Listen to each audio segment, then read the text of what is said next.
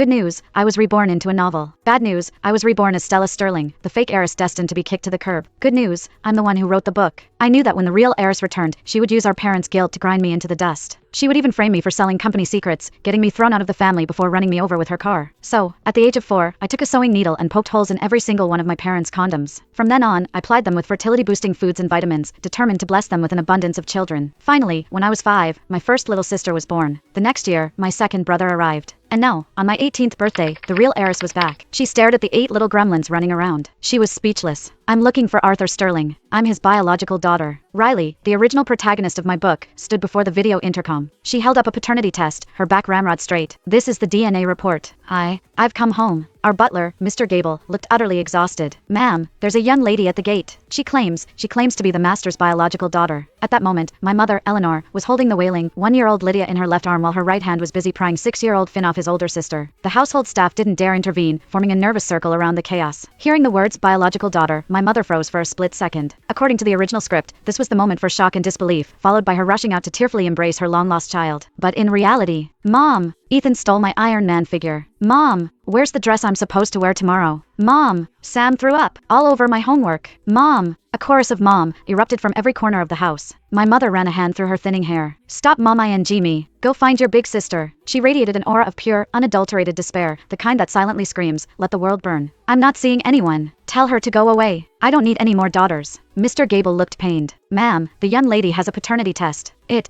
looks authentic. My mother scratched her head in frustration. I watched from the second-floor landing, trying to stifle a laugh. In the original story, I was the villainous fake heiress. As the only daughter, I was spoiled rotten before the real heiress came back. After Riley's return, guilt and blood ties made her the new family favorite. But now, when my older brother, Ethan, was born, my parents wept with joy and consulted astrologers for his name. When Riley was born, in the original timeline, they were thrilled to have a son and a daughter. When my third sibling, Maya, was born, my parents had faint smiles, thinking it would be nice for the girls to grow up together. By the time Finn was born, number 6, my mother had decided to get her tubes tied. I talked her out of it. With the 7th, 8th, and 9th, my parents' faces grew darker with each birth. When Lydia, the 10th, was born, my mother had finally had enough and booked the surgery. My father, after finishing a shortbread cookie, casually named the baby Cookie. To my mother, another child wasn't a pleasant surprise. It was a horror story. Ma'am, the report. Mr. Gable ventured. I don't want to see it. Just leave it there, my mother snapped, not even looking up. Just get Lydia to stop crying. Oh, for heaven's sake, you little monster, please stop. You're giving mommy a migraine. She frantically bounced Lydia in her arms, humming a nursery rhyme. As for the real heiress at the gate, clutching her DNA report and waiting for a heartwarming family reunion, nobody had the time. I strolled down the stairs, took the tablet from Mr. Gable, and glanced at the security feed. On screen, Riley was still holding her defiant pose. After a long wait, her expression had shifted to one of impatience and confusion. A small smile played